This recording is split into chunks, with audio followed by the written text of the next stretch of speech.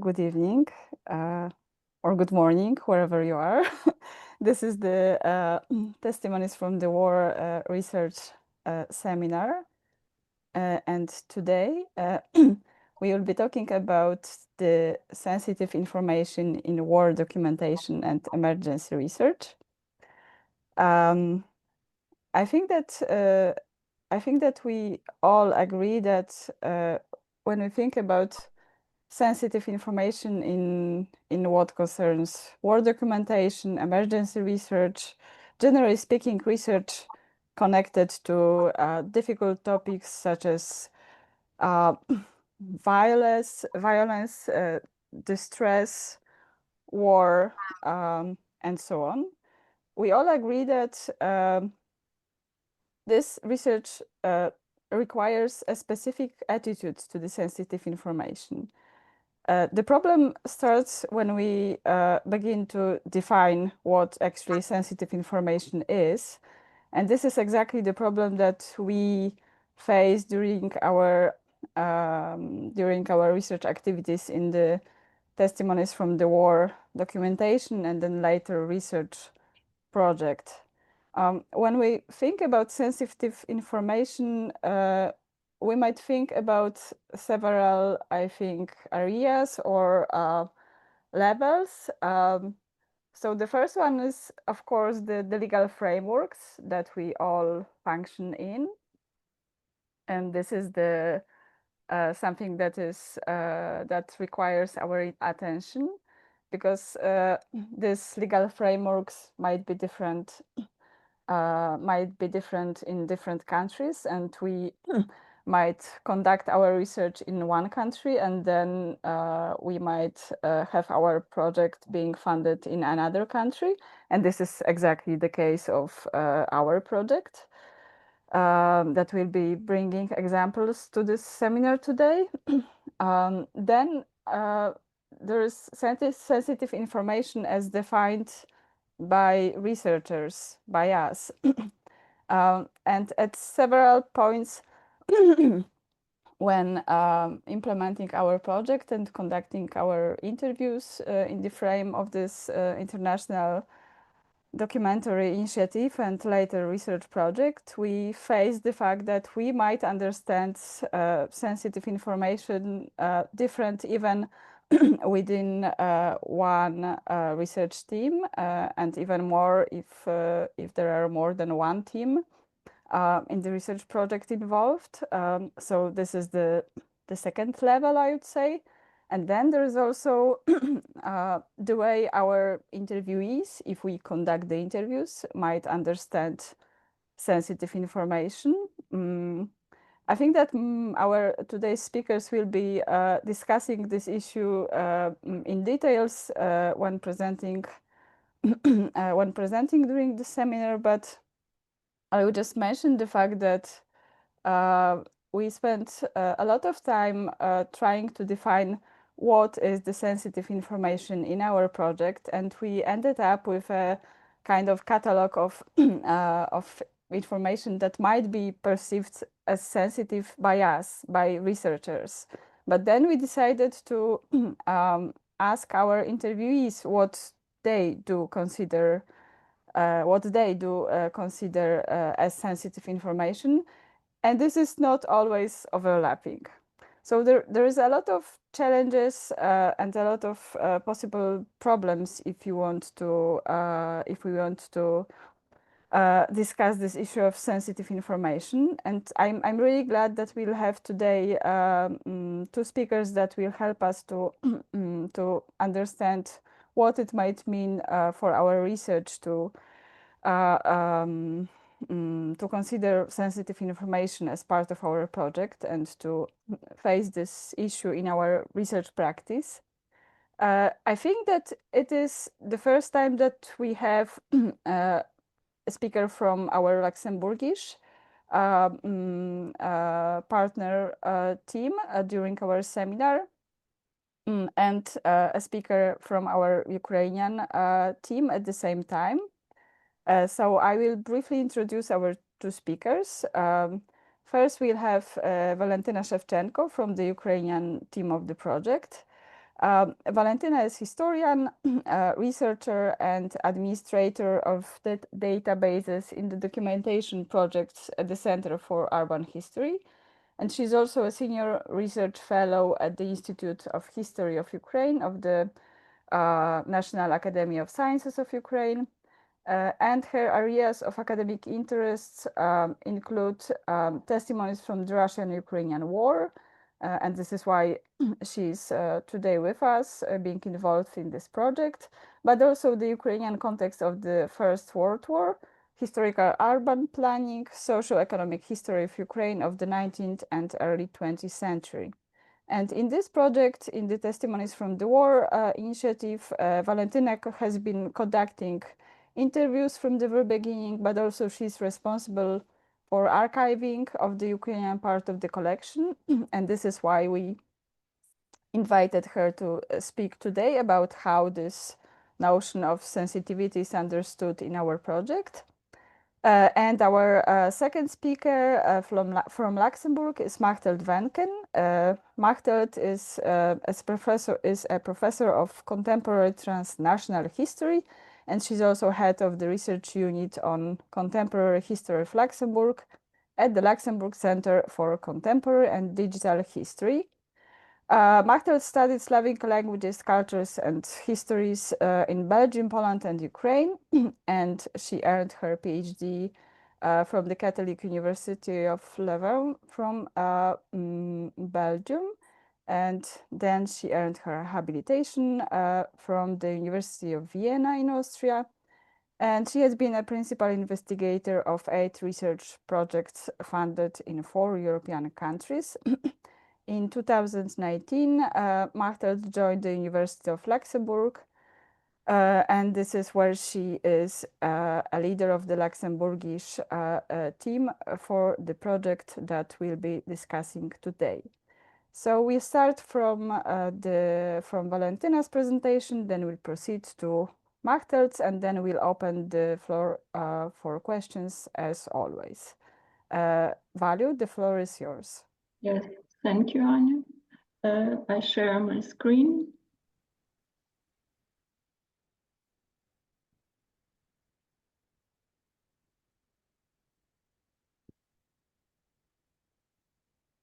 Can you see my screen? Yes, thank you. Oh, sorry. Yes, for today's presentation, I choose to talk about children in the stories of our narrators and in the context of sensitivity. And as Anya mentioned, I am a member of Ukrainian team, and also I am archivist and manager of database of our project. And my presentation is not about result our research, but rather on my thoughts and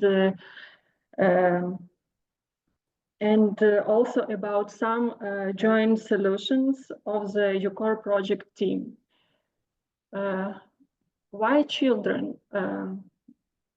Because our narrators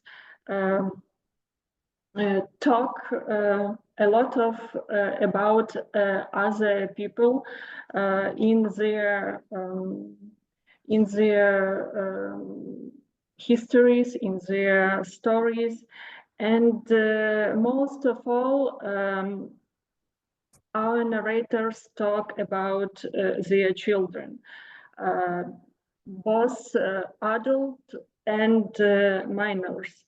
In the context of our project, it's important to understand where is about minors, where our narrators talk about minors. And it's important because we follow the law according to which children merit specific protection with regard to their personal data. And we mean minor as a person under 18 and under the international regulations bears the status of children. And it's important it's important for us to define sensitive information regard to minors. What children talk about our narrator? It's different aspects, and the most common are how children reacted to the full-scale invasion. Our narrators talk about health, their children, about schooling, and adaptation in new environment. It can be new city in Ukraine or in country where our narrators moved, and relationship, and also our speakers talk about relationship between the narrators and the children, and we can see other aspects when we can find children in the stories of our respondents. How define sensitive data and who defines? Anya mentioned that we spent a lot of time to try define what is sensitive information, and we have different level for this defining. For example, first level, it's legislation, because we try to follow law. We try to stick to legal definition of sensitive data. For example, GDPR and some Ukrainian legislation, but also we decided that we appreciate the opinion of our narrators, our interviewees, regarding the storage and the use of the collected materials and their personal data.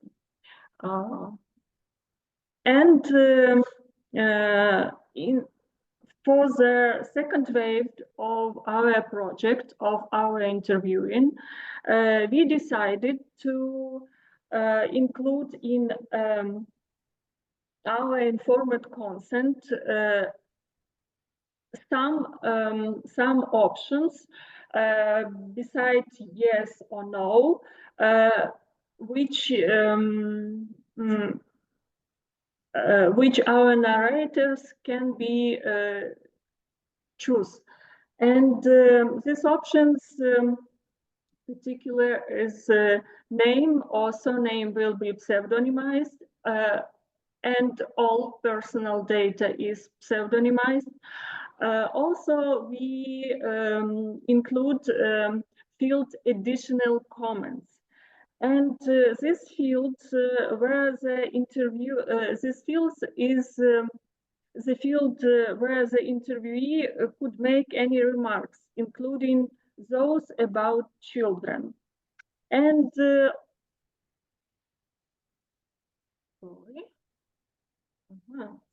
okay, and also in the questionnaire for the second wave of interviewing, we decided to ask our narrators, our respondents, what is the sensitive information for you? Was there such information in our conversation with you? If so, would you like to make it available under special conditions? It's a very interesting experience because we received a variety of answers to this question. For example, I analyzed the first 35 interviews recorded in the second round in 2024. Of these, 22 interviews were with women, and 13 with men. In my opinion, generally, all the answers can be summarized into two main ones.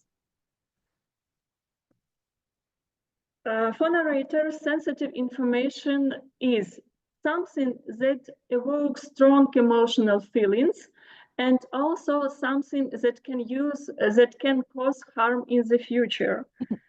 At the same time, in response to the question about sensitive information, only 6 narrators mentioned children. Value, I'm sorry to interrupt, but I think that, I mean, I thought it's only me, but I think that your presentation is not changing. We still see the first slide. Oh, sorry. I don't know how I can.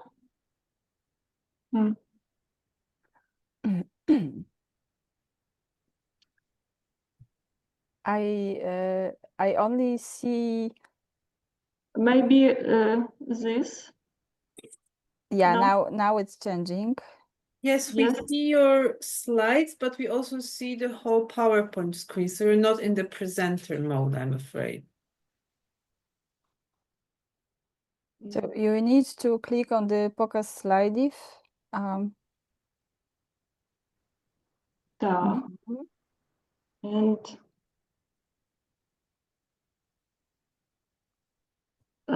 can you see now?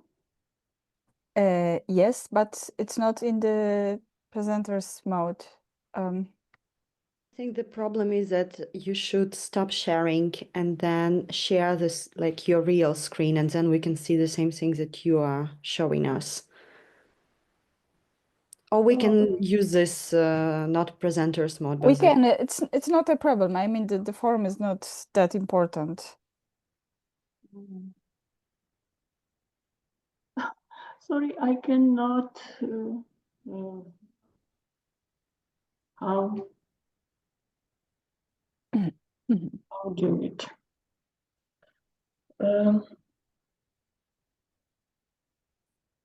Can you see my slides now? Yeah, now we can see the slides. I mean, we can stick to this format. Just make sure that you're moving from one slide to another, and then that we see the proper slide. Oh.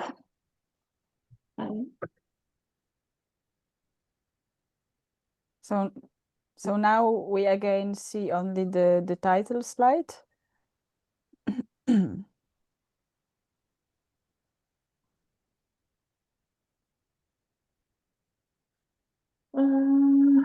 Can you see my 10 slide? Yes, about the children, what children mentioned about. We see slide number 10. But I don't know how. Okay, I think just let's stick to the mode we can see. We can see the slide. It's all right. Okay, I can continue. Okay.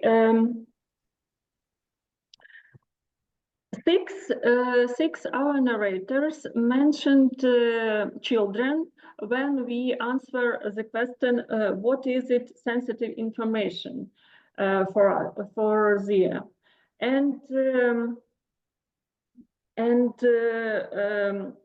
these mentions were in the following context.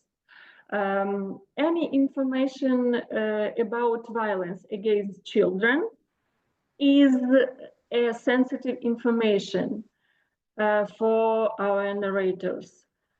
Also, under a certain age, children should not listen or read about violence.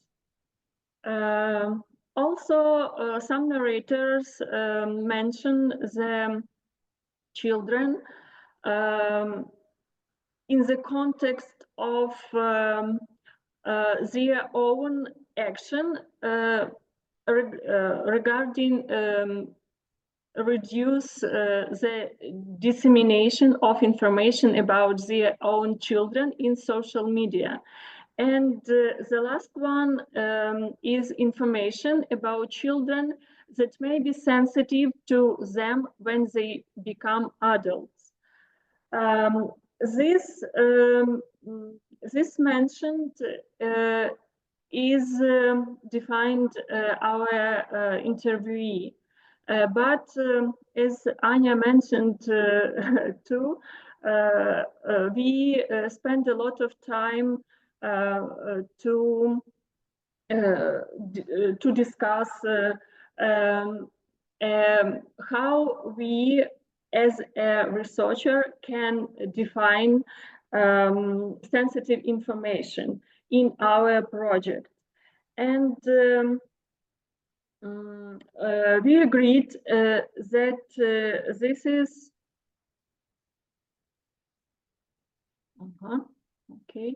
this is information regard children. This is information about children that may cause them harm when they grow up. It can be psychological problems, health problems, bullying, discrimination, and etc.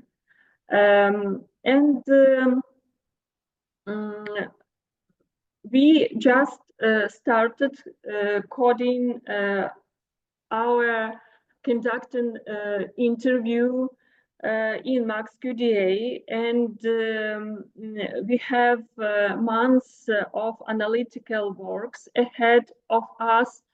And now I can answer your question and talk more about some aspects of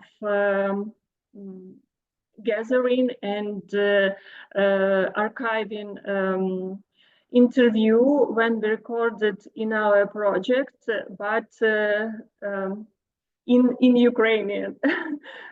Thank you. It's all. Thank you so much, Valu. I think we'll have a lot of questions. I will just allow myself to add a small explanation to how we proceeded with defining this understanding of sensitive information by us, by researchers. So we started with preparing a list of examples that we might consider as sensitive and that might be found in the interviews, in the content of the interviews. And then we gathered and discussed all these possible situations, and we didn't agree on what is to be considered sensitive from the very beginning. And I will just discuss one tiny example. So there was this, and it's exactly about children. So it concerns what Valia just discussed. So an example of serious psychological problems of a child discussed by mother or father, quite usually a mother, was brought to the table. And I think that most of the team wanted to consider it sensitive information from the very beginning. But then we discussed it with quite accidentally, we discussed it with with a psychologist who is leading our supervision group. And her comment was that, wait, if you want to consider the information about serious psychological problems of children as sensitive information, it might mean that you are stigmatizing psychological problems. So she had totally different understanding of the sensitivity than we had. In the end, we proceeded with understanding serious psychological problems described by parents as sensitive, or serious psychological problems of children as described by their parents as sensitive information. But it showed us that, or it made us understand that it is not that obvious, and it might be different even for different researchers, different from our own group. So now I will stop my comments because I could continue, and then I invite our second speaker, Machteld. The floor is yours. Yeah, thank you very much. I am sharing my screen, and I hope that you now see something. Yes, we do. Do you see the first slide? Okay, great. So yes, as Anya and Natalia and Valia, I am in the same project, so in the UCOR project. And so here in Luxembourg, we focus on what the digital can do for the project in general. And today I will say something about like what the digital can do in order to treat sensitive data. And so I'm going to focus on three aspects. You see them here on the first slide. So sensitivity, and then this like data protection, general data protection regulation in the European Union, and like the contribution of the constructive contribution of the digital in this sense. Yeah. And then the second point is we are working currently towards a digital disclosure strategy for sensitive data. And the third aspect is sensitivity and what role digital art can play in dealing or presenting sensitive data. So let's start with the first issue. And do you see the second slide now? No, you don't see the second slide. Then I need to... No. Okay, then I need to... Here now you see the second slide. Yeah, okay. So, yes, let's first start with this general data protection regulation in the European Union. It was very interesting when Anya started to speak about like sensitive data in our project. We spontaneously think about violence, distress, war. Just look at how it is defined in the law. You see very clearly that this law was made at a moment of peace and not at a moment of war. And so that according to the law, we have to like protect that somebody, information about the fact that somebody is a member of a trade union, but not any situation of war. So it shows you already that like this legal framework to which we have to adhere in the European Union is at odds with what we are doing in our project from the very start. But it is a law. And so automatically you see that like processing certain data about religion or sexual orientation is by default prohibited, but you can have an exception in case you ask people explicitly for their consent that they are fine with you collecting this data. And in this case, you have to apply as an organization like higher security standards, also in the digital sphere, and to purpose limitation of like processing and even gathering of data. Yeah. So then in this regulation, there is also an understanding of vulnerability, not really a definition of vulnerability, but an understanding of vulnerability about what a vulnerable individual is, about an imbalance of power between the researchers and the interviewees. And so the law is there in order to avoid like a manipulation of data subjects or like interviewees by researchers. And the whole question is whether Ukrainians on the move, so these are the people we interview, are vulnerable individuals or not. So, and in the institute in which I work, the decision whether they are vulnerable individuals or not is made by the data protection officer and not by the researchers. So, and this has then consequences of the kind of research a researcher can do. So if I go to the next slide, you see that our data protection officer, who is like the person who needs to make sure that at the university we adhere to the legal framework, what she required us to do, and here you see 3 points, she basically wanted us to go offline. Yeah, you see, so we have like even do not use the digital as much as possible. So no data in the cloud. Make sure that your data on an external encrypted server, so not linked with the other data of the university. And we had to put a lot of effort, and this I did together with Anya and Natalia, a lot of effort in very elaborated informed consent form and information forms, because it was believed that this would like take away this potential manipulation. So we weren't particularly happy with this with the situation. So what we try to do at our institute, which is an Institute of Digital History, is to provide solutions of how we could work with the digital in order to meet this situation of sensitivity as defined by the legal framework in which we need to operate. And so the first thing is this external server, which should have been only in our cellar. Like we found a way to make an encrypted online access possible for our teams in Ukraine and Poland, arguing that like we are an international project and otherwise we cannot work. That it was on us to come up with that solution. Yeah.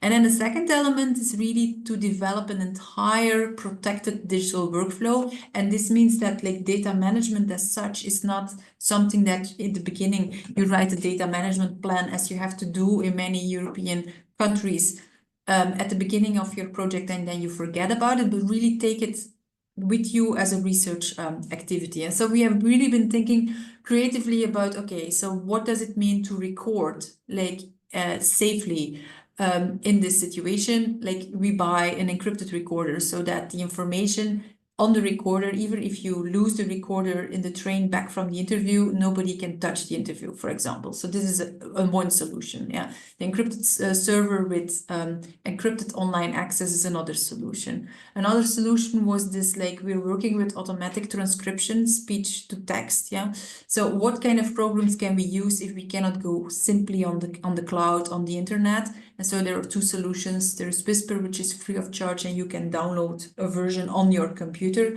We then also worked with another company, Happy Scribe, and we actually signed an agreement with them. So we contacted them and say, like, if we want to use your program, we need to have like additional security measures. Can you offer them to us? And we sign a contract with you, a data processing agreement, in order to assure that. And then also like the non-interview data, but the other data about the project are stored in a cloud environment, which is protected by the University of Luxembourg, so that there is more control about it in a way.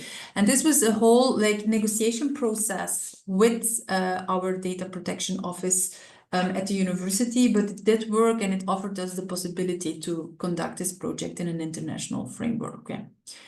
Okay, so this is the first element of what the digital can do in order to meet like, yeah, the sensitivity requirements as defined by law and interpreted by one data protection officer. Yeah.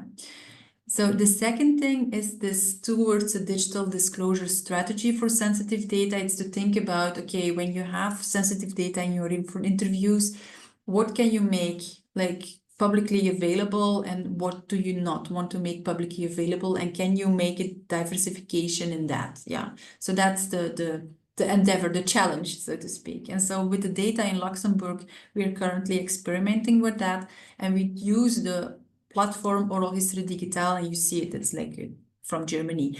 And on this platform, there is already one collection, a Ukrainian collection, that is available there. It's not our collection, but I'm going to show you how they present information. Yeah. And so what they basically do is they adhere to the law. They make sure that like they're GDPR conform, which is what they have to do legally. Yeah.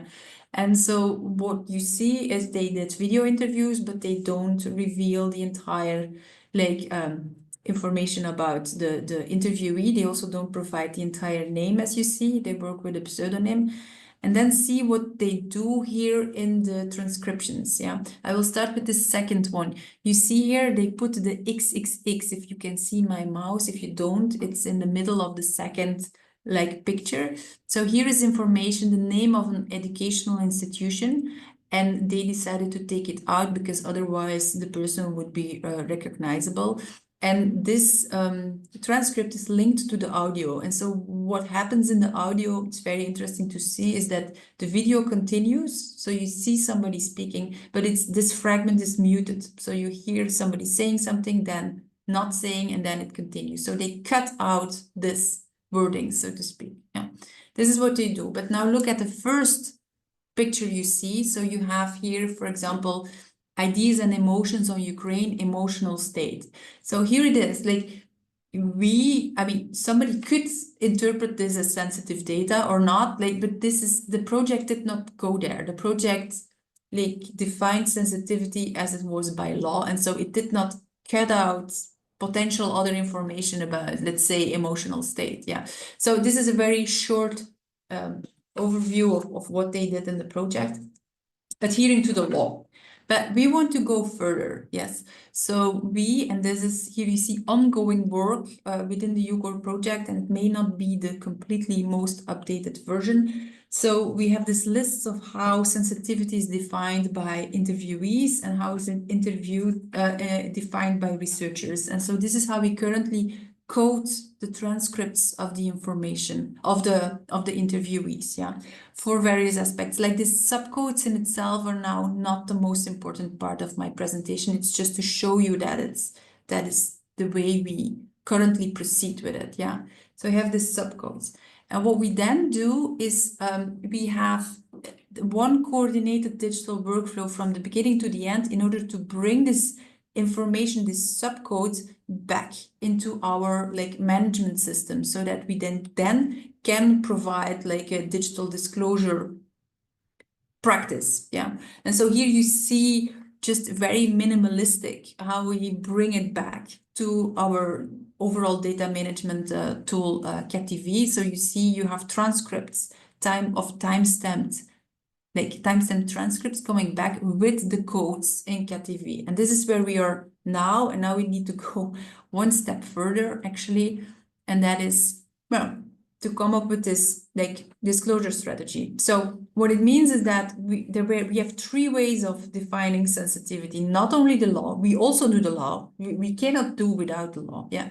So we do that. But we also offer like coded information about how it was defined by interviewees and how it was invited by researchers. And then the dovetailed access strategy is then public access could be provided. But what we cut out is the 3 things. It's GDPR, it's defined by the interviewee, and it's defined by researchers. And we show the gaps are made visible, and we explain to the online visitors the decisions we made to cut out this information. Yeah. And then you have another access upon request, and this is for researchers only, so that like the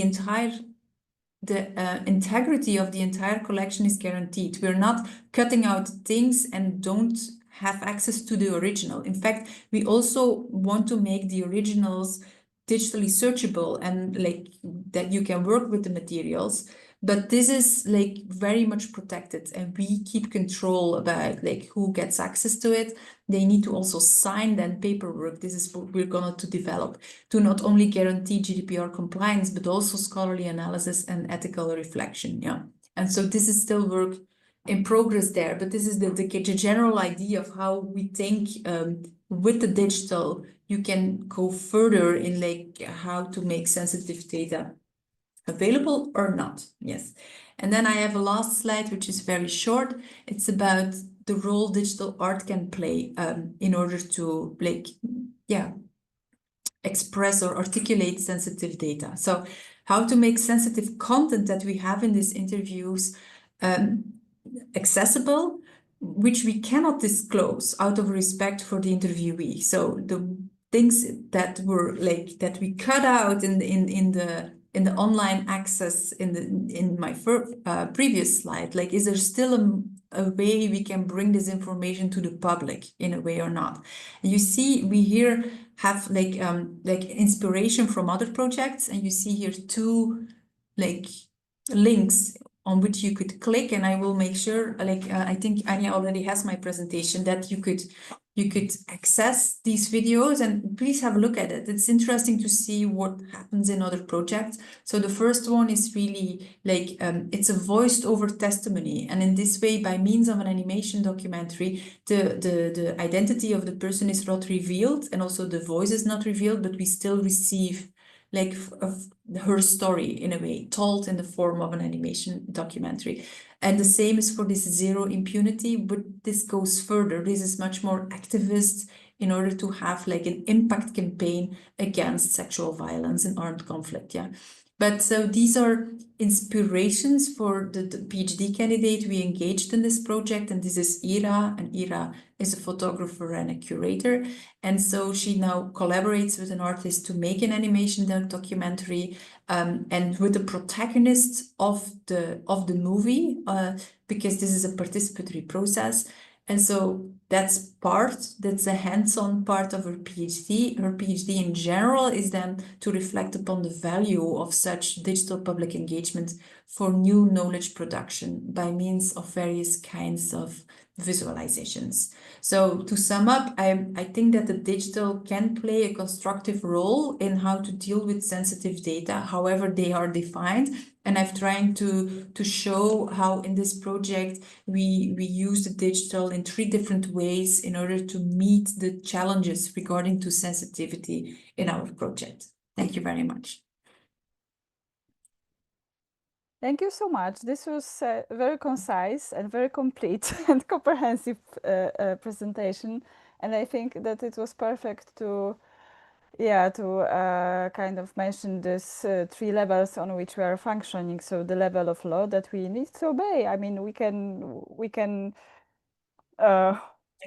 be unhappy with the law how we have it, but still we need to obey the law because we function in the legal framework that we function in. And then we have this level or this field of how we as researchers perceive this information and define this information, and we might develop certain solutions that you mentioned. But in the end, we also have this level of how our interviewees understand this sensitivity, and the entire project, as it was started from the very beginning focuses on bringing the subjectivity and agency back to the people that we are talking with. So their perspective is really crucial. So these levels are complementary, and there is no, I would say, there is no hierarchy of levels. None is more important than the other one. So thank you for bringing these 3 perspectives to this seminar, and I think that we can now start with questions. As far as I know, Valentina will be answering your questions in Ukrainian. If we have some language problems, we might translate. And you can, of course, also ask your questions in English. So the floor is yours. The floor is open to anyone who wants to start with a question.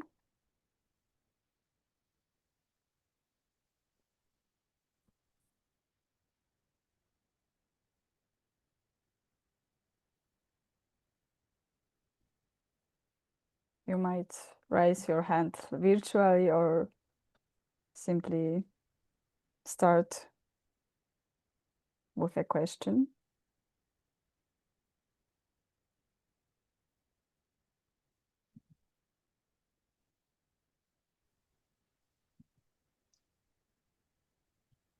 Hello, everybody. I'm Irina Pogrebinska from Luxembourg. And I'm making, I assign codes for just sensitivity and migration. Now, of course, my questions are about migration, about sensitivity, and they are very precise and practical. So what is the situation? We have made in November 2024, we've made a collective decision about what considered to be sensitivity defined by researcher. And there are several points of sensitivity defined by researcher, which includes violence, family violence. Now, my question, to all the team. And when we are coding now, when we are dealing with the transcriptions, in the second round of interviews, there are questions to the interviewees. What are sensitivity? And so we have in the second round, we have some definitions of sensitivity. What is sensitivity defined by interviewees? And as I've heard now from Valentina Shevchenko, the answers of the interviewees are the same as in the Luxembourg collection. They include children and violence against children. So we can consider violence against children. My question, how should we code violence against children? Should we code it like sensitive information defined by researcher? So we've made this decision. This is a family violence. Or otherwise, we should assign the code sensitive information defined by interviewees for the cases about children and violence against children. That's it. Is it clear? My question is clear for you? How to code violence against children as sensitive information defined by researcher or sensitive information defined by the interviewee? Who can answer? I have no idea. Well, I think I can answer because I'm working now with MaxQDA mostly. Gladly. Yeah, but I'm not working with our collection so far. I'm working with another collection, but I faced many challenges in relation to this coding. So we decided to have this code, sensitive information defined by interviewee precisely for that question that we asked. And we code the answer to that question. And yeah. Precisely for children, violence for children. Yeah, but let's imagine the situation when a person speaks about her experience and mentions in the interview that well, there was a case of violence against a child, and then we code it as sensitive information defined by researcher, because we do have it as in our list. But when the person herself later answering the question mentioned that she perceives violence against children as sensitive, then you can include this code information which is perceived as sensitive by interviewee to that part of the interview as well. That's the way how I see it. But if the person is not mentioning that in the interview, pretty clear, precisely. I see. Good. Thank you. I have a complete answer. No more, no less. Nothing to add. Thank you, Natalia. I think that maybe I will add a little bit of explanation to the people from outside of the team, because that was rather internal question, internal meaning for under easy to understand for people who work in this project. So in this project, we work with enormous number of interviews, which means that it's up to it will be probably up to 600 interviews altogether in Polish, Ukrainian, or even more in Polish, Ukrainian, and Luxembourgish, from Polish, Ukrainian, and Luxembourgish interviewing, which means that we decided to work it using certain software that would support us in analytical work with this huge material.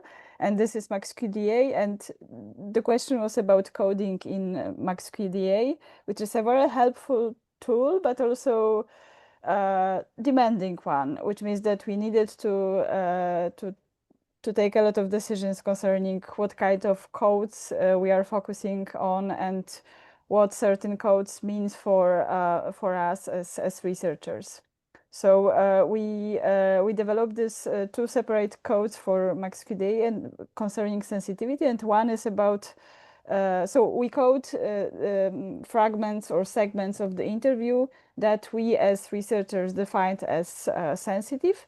And we have another second code for segments of interviews, which the interviewee defined as sensitive. Sensitive. Yeah, Oh, Machtelt. okay. Okay. Yes, I have Yeah. I have a question. So, what do you like in the second round of interviews? There is a question specifically for the interviewee. What do you consider to be sensitive? Yeah. So Irina Pogrebinska here in Luxembourg is coding this fragment as this is sensitivity as defined by the interviewee. And now for research content analysis, this is probably sufficient for you. Yeah. But if I am thinking about like the disclosure strategy for sensitive data, I would need to do more. Like, let's give the example that an interviewee says, like, when I'm crying in the interview, I consider that to be sensitive. Like, just say that, okay? So Irina has this information, but if I want to disclose the interview, which means the first round and the second round, I need to be able to cut out of the first interview the moments this person is crying. Yeah.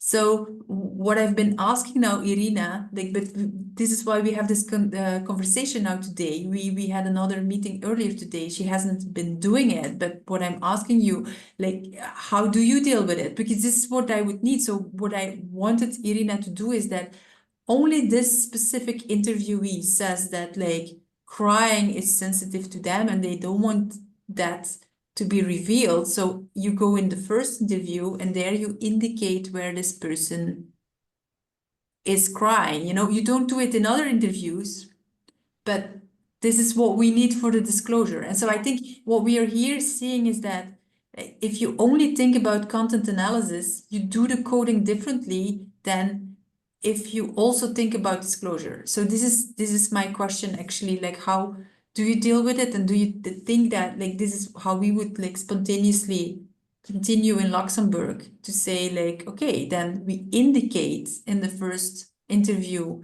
these fragments that the person like articulated in the second interview considers to be sensitive. Yeah.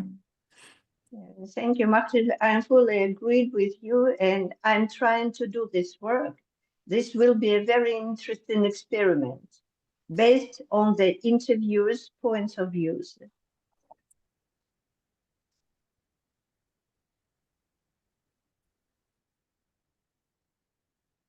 Well, I would say that your intuition in Luxembourg is quite correct, because that was what this code was developed for. So in the end, we want to receive the interview with segments of this interview marked as sensitive according to what interviewee defined. So if during the second interview the interviewee is saying, okay, I consider every single piece of interview when I'm crying sensitive, then in theory we should come back to the well, yes, in theory also to the first interview and code all these fragments as where interviewee is crying as sensitive. As defined by the interviewee. Yeah, with this particular code. Yeah, and I think to bring this discussion to a more meta level from our very specific case, I think that for this type of collection, case-by-case scenario is one of the best solutions, because we can have, well, a pretty comprehensive list of information pieces which might be considered as sensitive, like information about violence, about family abuse, about like all war-related issues under occupation. We can consider it as sensitive and have many discussions about like temporal sensitivity of sensitivity, impactful sensitivity, because revealing different type of information might have a very specific impact on people. Because we have this very general idea of do no harm, but what this harm actually means. And we do not have many discussions of what this harm means. Does it mean cut opportunities for your further job market when you were engaged in some of the activities during the wartime, which in 10 or 15 years might be considered as illegal? Or does it mean a death threat for your family members who are now under occupation or who might end up in the occupation? So I think we do need this type of discussion, but at the same time, if we are dealing with these war-related testimonies, the best solution is always ask people and do consider their ideas about sensitivity as much as possible, but also do not take off our responsibility, because we are educated in a certain profession and we are investing much more time in discussion what sensitivity is, and therefore we are also bearing this part of responsibility. So responsibility lies on both shoulders, on ours and our interviewees, and it's part of the discussion about shared authority and how it can be enacted in a very specific project. And I'm happy that we are having this type of discussion in this very multidisciplinary team. I think we have a question from Gosia Ukanov. Yes, I'm not sure this was the main topic for the presentations, but I found it interesting. I think, Anya, you mentioned this in your comment about dealing with psychological issues and mental illnesses and other related topics, if I understood you correctly. So on the one hand, this might be, well, an important dimension of describing the wars. Oh, sorry, I'm not able to turn on my camera right now, so sorry you're not seeing me at the moment. On the other hand, it might be stigmatizing, and of course the stigmatizing may appear on the level of coding the material, of talking or not talking about this, on producing knowledge, and on many different levels you talk about. And of course this requires a lot of knowledge how to proceed and describe and so on. And I was curious about your like strategy, talking about disclosure and writing about this. So what were your like discussions and approach towards this issue, also at the level of, also at this sort of, as Natalia called it, this meta-analytical level and responsibility as well?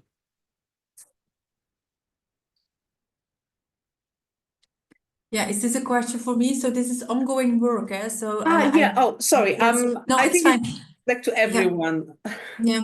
So this is ongoing work. I don't want to publish about this anytime soon, especially because the coding is not finished, and so if the coding is not finished, I don't know how it is going to relate in the digital. We need a lot of time to experiment, like without making the collection open, but with how it presents in the digital and how we feel about that and what it means. And when you search for data, what that actually means, what pops up and what doesn't. And then also do the entire reflection about like when these fragments are cut out of the entirety, what do you still see? What does the public still see, and how is this going to like present itself, and what do we think about that message? And that's, I think, a very abstract but very necessary exercise that needs to be undertaken. And you just think about like if Irina Pogrebinska comes into this meeting and say like there is a conflict about like the sensitivity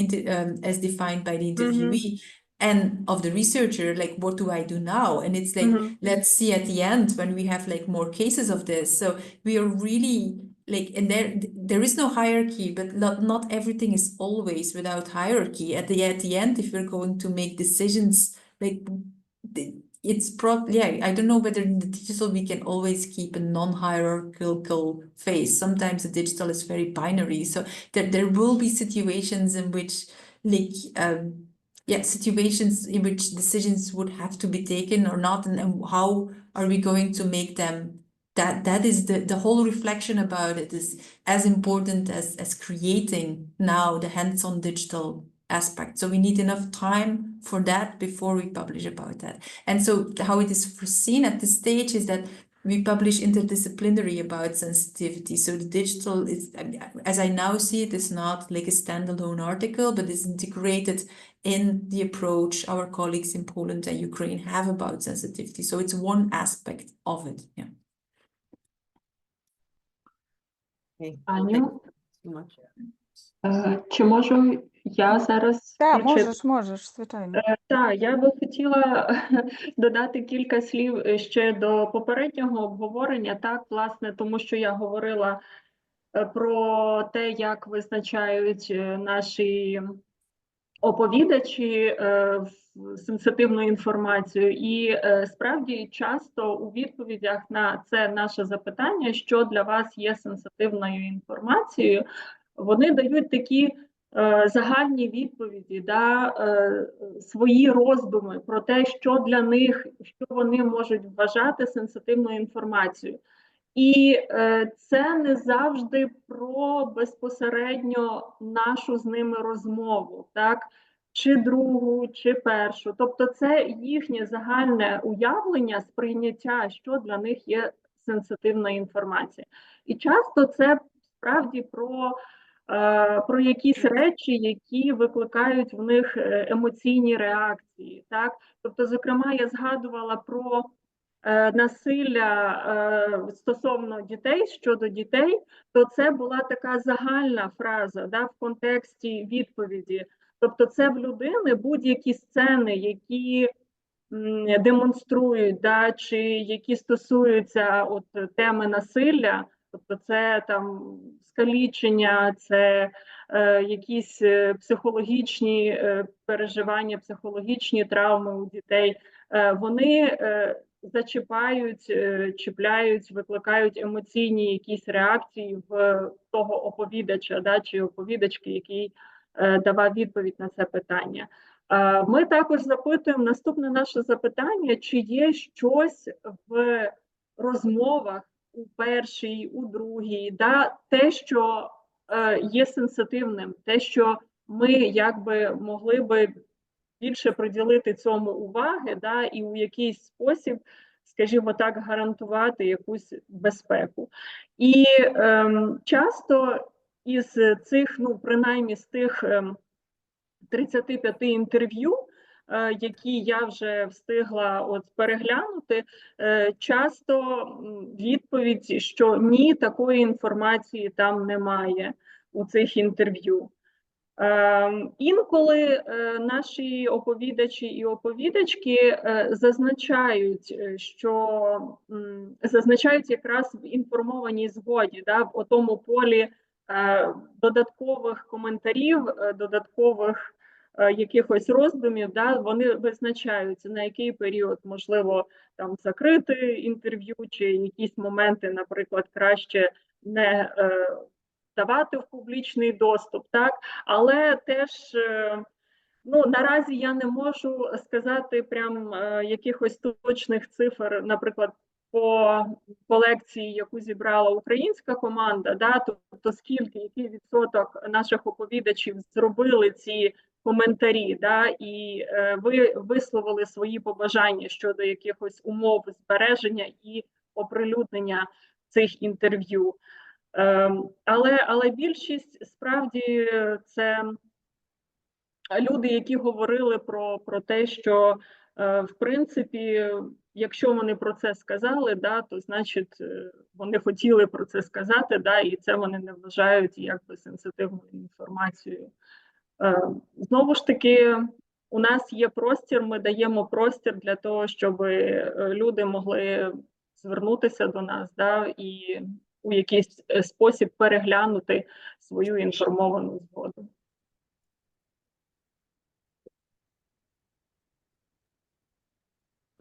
Я, мабуть, хочу підтримати Валю і сказати, що насправді оце запитання про чутливу інформацію виявилося одним з найважчих запитань в нашому питальнику другого кола.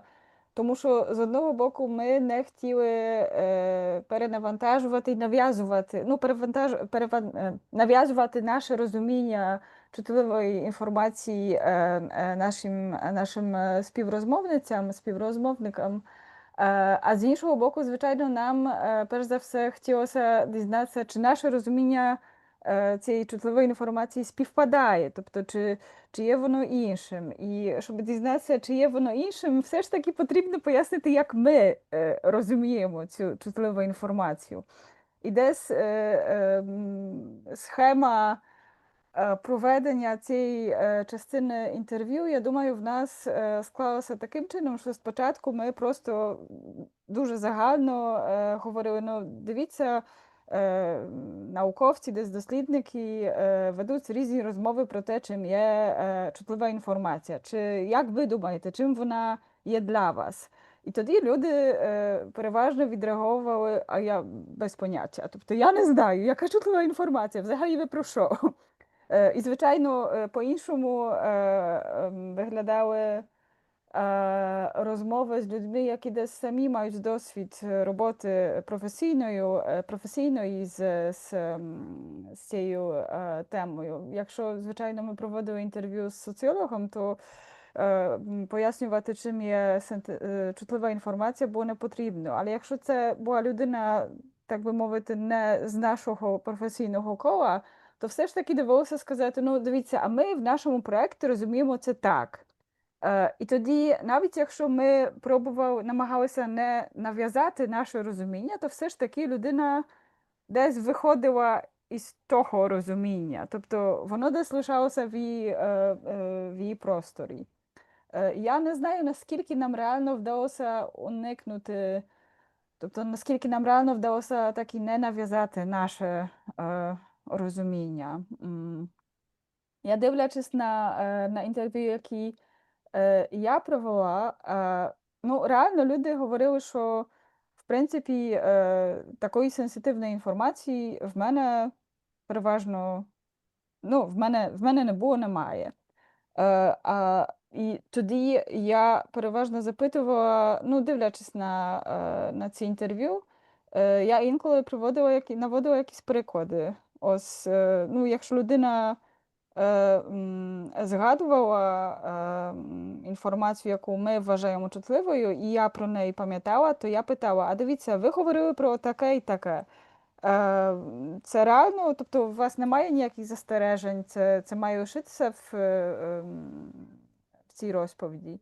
І інколи це викликало якісь побажання змінити все ж таки, чи забрати, чи приховати, чи ввести якийсь ембарго на цю інформацію.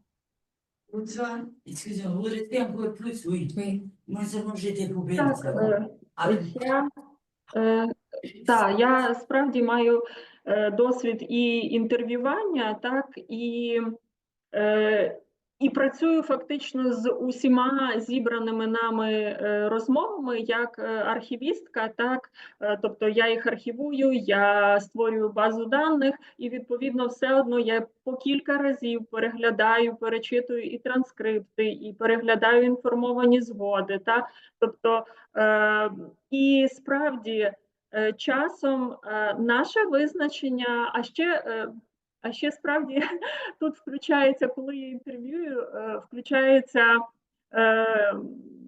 мій інтерес дослідницький, так, і справді на оце питання, що для вас є сенситивна інформація, я чекаю відповіді нашого оповідача чи оповідачки, так, щоб зрозуміти, наскільки, як то кажуть, людина розуміє, про що вона думає, да, коли їй говорять сенситивна інформація. А вже далі, справді, я починаю там пояснювати або наводити приклади, як Аня згадала, да, що у вас, наприклад, ви згадували в першій розмові про, наприклад, там дитину там чи чоловіка, да, в такій-то ситуації, і чи є це сенситивною інформацією, чи маємо ми щось зробити для того, щоб, скажімо так, убезпечити. І тоді вже люди нам, ну, мої оповідачі, співрозмовники відповідають. І зазвичай це, в принципі, ні. Ну, тобто, якісь, да, таких речей немає. А є справді, і для мене це от як наші оповідачі і оповідачки визначають, що для них сенситивна інформація. Це, ну, це, як на мій погляд, це окреме поле, да, для дослідження. Я знаю, що мої колеги по проекту так, в принципі, цікавляться цим питанням і будуть його розвивати.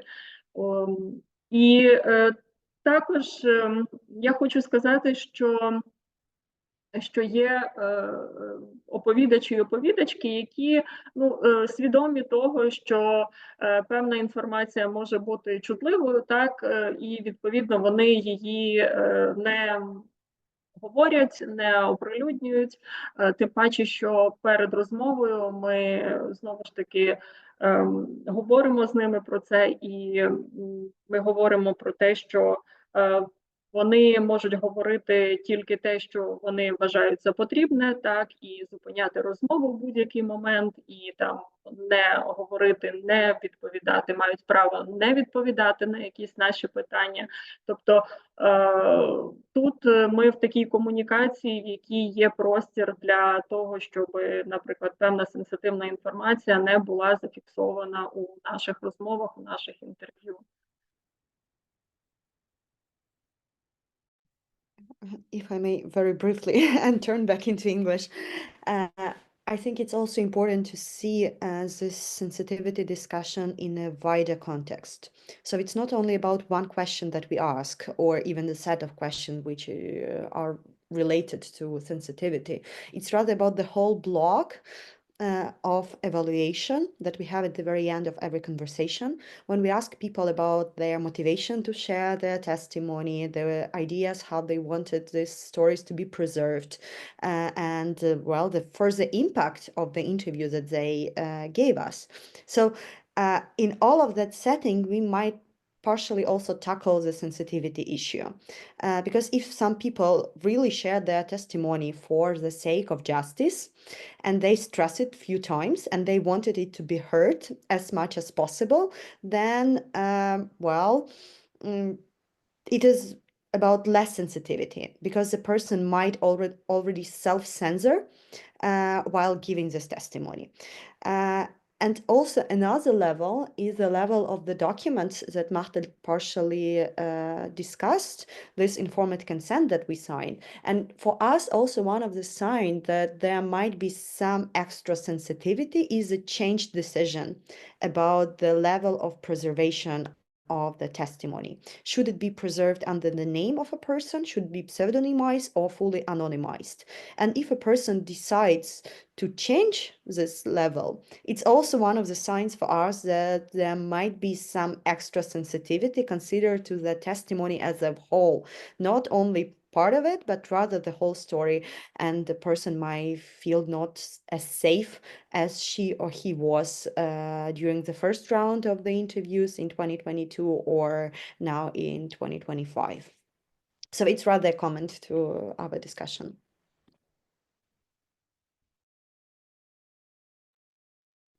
I might have a comment too. I'm kind of still haunted by the way we are kind of linking the notion of sensitivity with necessity to cut the piece of the interview out, because somehow it's, I mean, I noticed that, I don't remember who mentioned it, but somehow it was linked. So sensitivity was linked to the necessity of cutting out the piece of the interview, and I'm just thinking right now that quite a few times in our research practice we agreed that the fact that we or the person that we talked with assessed piece of information as sensitive does not necessarily mean that it needs to be taken away from the interview. That's only one of the possibilities, maybe the easiest one, not necessarily the best one, because it's quite easy. You just cut out the piece of the interview from audio, or from even easier it's if you only work with transcript. But there are some other ways you might proceed with this kind of information. And one of the options that a few of my own interviewees mentioned or asked about was the embargo, which means that, okay, this piece of information right now is sensitive for me. And you, Natalia, you also mentioned this time sensitivity of the of the sensitivity concept. So right now it is sensitive, but I don't know how long it will continue to be sensitive. And I will just bring the example of one of my interviewees. So that was an interviewee with a person from Mariupol, and her husband was at the time when I conducted the first interview. Her husband was serving in the Ukrainian army, and she asked for the whole interview to put the embargo on the whole interview until the war is over, which is a tricky concept as such, but that was the way she formulated it. And then when we met for the second time, she told that I don't consider it as sensitive anymore because my husband is not in the Ukrainian army anymore. So she took this embargo away from the entire interview. So embargo is one of the solutions. Putting the embargo on the whole interview is a solution. Putting embargo on a piece is a solution. But also we could think about a situation when the interview as whole is not pseudonymized, but a piece that is considered sensitive somehow is pseudonymized. So there's a middle ground between cutting the piece away from the interview and not doing anything, even though it's much more difficult. Yeah, Machtelt, I don't know who was the first one, Machtelt or Valia. Yeah, What you Martel, said. maybe. Yeah, yes, indeed. So I think it's a research question in itself, like the disclosure.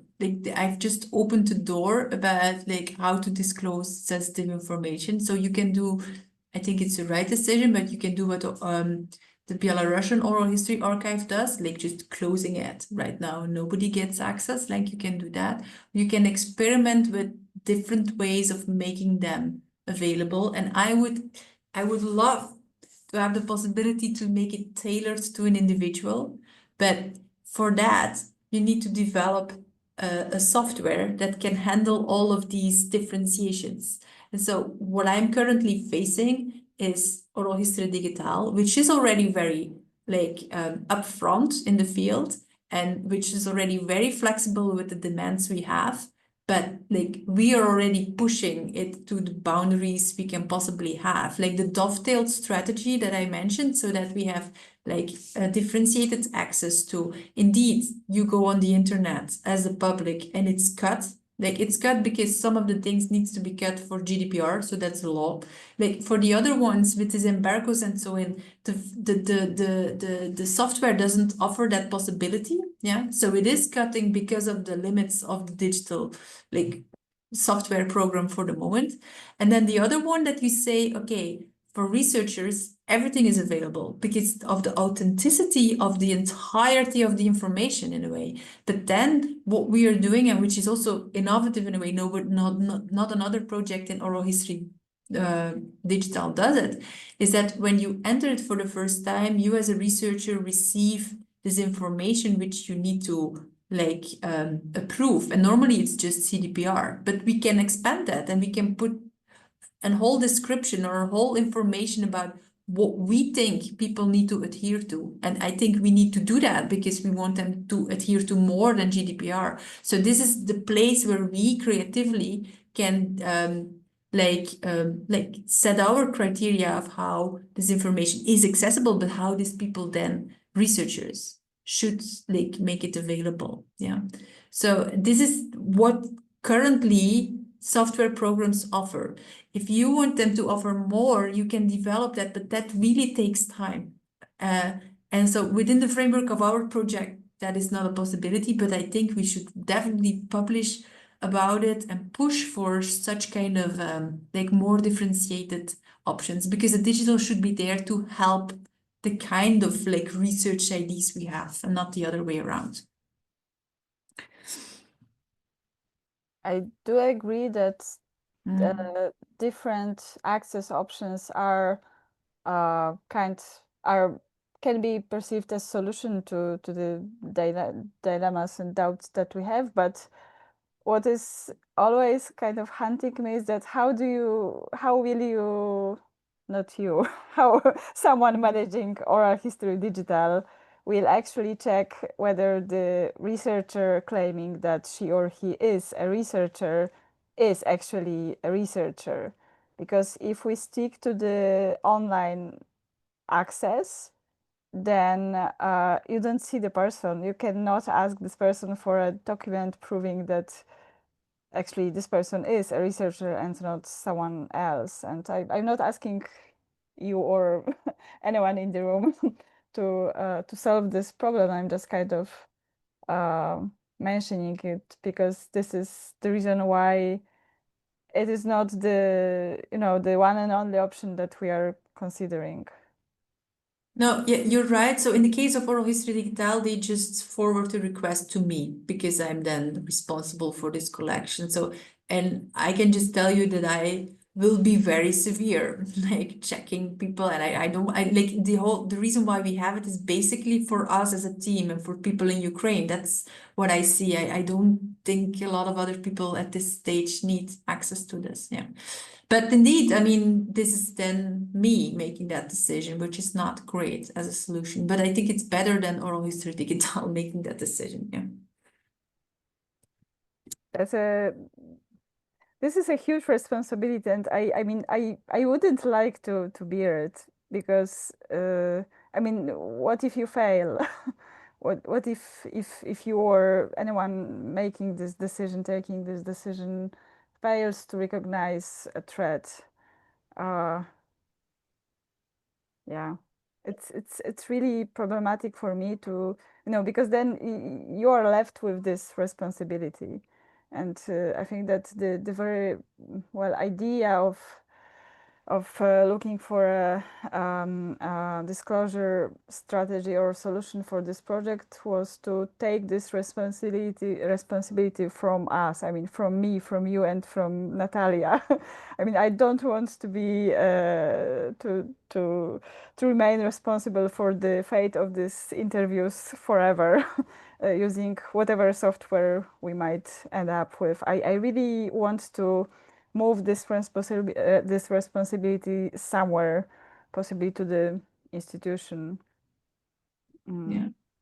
Yes. Yeah, and therefore, back in 2022, we discussed the Fortunos model as one of the possible models, so we can have only on-site access. And then we at least will not be bothered with the idea, is a real person behind this email and request, or someone is like stealing identity of a researcher, but is like from some intelligent forces trying to find Ukrainians under occupation. So I think on-site, at least for the next few years, will be the only case. Even maybe for a decade, it might be the only case. And only parts of the interviews which are the least sensitive. And I heard that, for instance, in Norway, they use researchers, meaning like 3 levels, like the green, the yellow, and red, depending on the type of the data that you are working on. And then for instance, only green data might be available online, and yellow and red might be restricted to on-site access only. And в нас теж є чудовий коментар від пані Галини Боднар в чаті. Так, можу зачитати, якщо... те, що бачу в інтерв'ю про нещодавне, на противагу інтерв'ю про минуле. Перше, оповідачі хочуть виговоритися, тому дуже відкриті, діляться дуже чутливим, не бачать загрози в цьому для себе в усіх можливих варіантах. І друге, їхні досвіди незрілі, незавершені, тому зміни чутливого і будуть постійними зараз. Так, справді, от колеги щойно говорили, і ці розмови в нас направду є з 2022 року, коли ми почали записувати ці інтерв'ю, так що робота з цим архівом, вона велика, і тобто ми наразі на стадії збирання і хоча б якоїсь аналітичної роботи тих зібраних матеріалів, але якщо ми говоримо про архів, так, то це, власне, ми справді, як на мій погляд, і в розмовах у нас постійно звучить, що ми не можемо, в принципі, передбачити, у який спосіб буде адмініструватися архів, і у який спосіб людина тоді звертатиметься чи не звертатиметься до архіву. Бо наші оповідачі є, що вони думають про те, що з часом справді якась сенситивність інформації, яку вони розповідали, вона втратить своє оце значення сенситивної інформації, а якась навпаки, вона якби набуде цього значення сенситивної інформації. І тому для мене особисто це велике питання, і я поки що на нього теж не маю відповіді. Сподіваюся, крок за кроком ми спільно будемо якось ці відповіді шукати і знаходити. Я думаю, тут доцільно реально підкреслити, що ми весь час ще у процесі. Тобто ми тільки що насправді завершуємо записувати наше інтерв'ю. Буквально в нас наша співробітниця Оля Красько зараз поїде записати свої 2 останні інтерв'ю. Мені ще лишилося одне. І насправді багато що ще перед нами. Тобто весь процес кодування, він вже почався, але він ще не закінчений. Він все у процесі, а тоді як процес архівування взагалі, не так, що ми про нього не думаємо. Я думаю, що ми про нього думаємо з самого початку, з першого інтерв'ю і з першого взагалі моменту, коли ми почали розробляти питальники та наші документи. Але воно все ще попереду. І я так само хочу сказати, мабуть, вже на завершення, що насправді ми всі розуміємо, що у дослідженнях такого типу ризик буде. Тобто, якщо ми, і наша роль обмежити ризик, що ми нашим дослідженням, нашими записами ми зробимо комусь боляче і комусь погано. Тобто цей ризик завжди буде. Наша роль як дослідників його обмежити. Якщо ми хочемо взагалі цей ризик ліквідувати, дослідження не буде. Тобто воно завжди лишиться з нами. І це насправді вибір, або ми входимо у такий тип дослідження відповідально, уважно, десь з увагою, з повагою до наших оповідачів, з увагою і з повагою до умов, в яких ми працюємо. Але ми маємо приймати просто цю можливість, що воно десь відбудеться. Тобто воно десь, цей ризик в нас залишається. Якщо ми його не хочемо, то краще нам досліджувати щось інше і взагалі займатися якоюсь іншою сферою соціальних наук. So switching back to English, this is the time for the last final question, if someone wants to ask it. And if there are none, Maybe if it's possible, yeah, absolutely. Thank you. I want to ask, are there ways to determine what constitutes sensitive information for third parties, for individuals who was mentioned in the interview, but I don't mean children, because I know we have some situation regarding to the published book and some new cases connected to the sensitive information, and this sensitive information was regard to third parties, adult individuals who was mentioned in this published book. It's question for everyone, yes. Надія, дякую. Я українською. Я так, в принципі, українське законодавство, воно передбачає таку можливість, що в дослідженнях, так, ми, в принципі, можемо публікувати, згадувати, да, тому що ми маємо згоду нашого оповідача, людини, яка безпосередньо з нами говорить. Але також передбачається можливість, що якщо людина, да, яка побачила інформацію про себе вже в опублікованій ось книзі, вона може звернутися тоді до автора, да, чи до інституції, яка там, наприклад, ну, якщо говорити про наш проект, колекціонувала, да, збирала ці інтерв'ю, з тим, що вона, наприклад, не хоче оприлюднення цієї інформації. Ну і тоді є різні способи вже роботи з цим запитом, да, або ну, різні варіанти, залежно від того, де саме і в який спосіб була оприлюднена інформація. Так, і це до того, про що говорила Анна, да, що ми не можемо уникнути цих ризиків і що ми свідомі того, що такі випадки справді можуть бути. Ну і тут уже ситуації на майбутнє, як з ними працювати. Да? Тобто є різні варіанти, да? І дивлячись, у який спосіб була оприлюднена ця інформація. Так, але справді така можливість є в людей, які як треті особи згадані в цих розмовах. Власне, я українською мені буде легше пояснити, якщо можна. Справа в тому, що я навіть говорю про те, що якщо ми ставимо, ну, для нас важливо знати, що для самих нараторів є сенсативною інформацією, чи є якісь шляхи здобути, що є сенсативною інформацією для тих третіх осіб. Тобто, чи є якісь, я не знаю, посередковані шляхи побачити не тільки цю візію наратора, а візію тих мовчазних учасників цього інтерв'ю, які присутні в тексті інтерв'ю. Ну, от таке запитання, власне, так.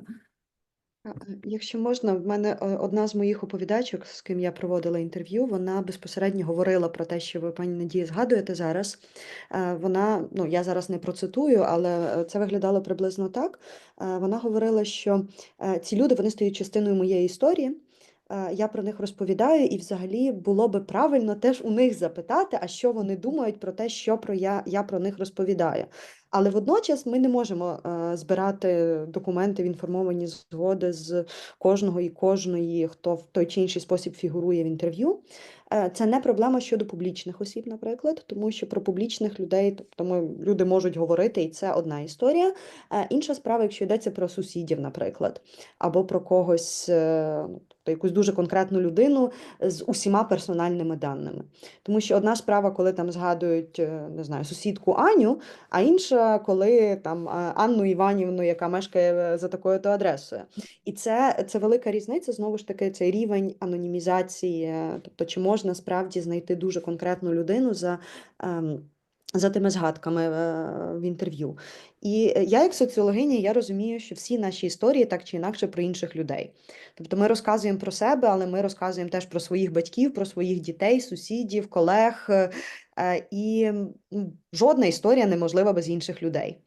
І тут, мабуть, ключове питання, знову ж таки, як ці люди в ній фігурують, і коли когось дуже конкретно звинувачують в колаборації, наприклад, під час інтерв'ю, то це може мати одні наслідки, і тоді потрібно дуже чітко дослідникам розуміти, коли вони викладають цю інформацію, наприклад, давати якийсь стейтмент на початку інтерв'ю, що йдеться про розповідь конкретної людини, і факти, які фігурують у ній, потрібно перевіряти. Вони відображають позицію мовця, а не знаю, там позицію там українського суду, і коли когось засудили справді за випадок колаборації. Тому мені здається, знову ж таки, це кейс бай кейс. Значною мірою, і це дуже складно з точки зору менеджменту. І я цілком погоджуюся з Анною, що це та відповідальність, яку дослідник сам тягти все життя не може. Тобто, і тому нам потрібні інституції, процедури, і навіть для кейс-бай-кейс. Тобто пояснювати, чому ми в цьому випадку приймаємо те чи інше рішення, і мати за собою певну інституційну підпірку, певні інституційні рішення, рішення архіву в ідеалі. І про це, ми, думаю, будемо багато говорити на симпозіумі у Львові в травні цього року, де, власне, я думаю, це буде одне з тих питань, а що ж робити з цією всією інформацією. Але відповіді, тобто, я думаю, що вона залежить від рівня, тобто, точності тієї інформації, яка фігурує, чи це персональні дані, чи це загальна інформація, також від контексту, в якому згадується ця людина, і теж від потенційні наслідки, які ця згадка може мати.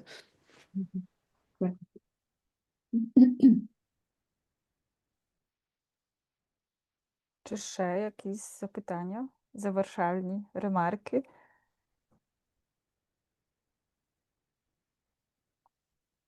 Якщо ні, то мені доведеться подякувати за вашу участь в цьому семінарі. Switching back to English, it's quite demanding to function in two languages, but I think that we kind of already succeeded in developing our at least two languages multilingual way of proceeding during the seminars. So thank you so much for joining us during this seminar. And I'm fully aware of the fact that we didn't manage to answer all questions that might arise from our project. We are still on our way in progress.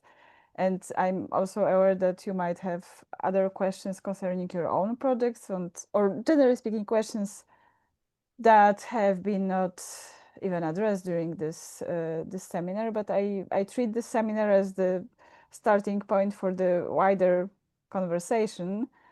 So far, we were focusing very much on the methodology and touching a little bit the content of the interviews, but now it is really the time to also proceed to the question of what we intend to do with these interviews, how we see their functioning in the future. And this issue of sensitivity of the sensitive information is really vital for many decisions that we'll take, and we are right now taking regarding our project, but you will also be taking these decisions. So thank you so much for joining this discussion and for opening this set of questions.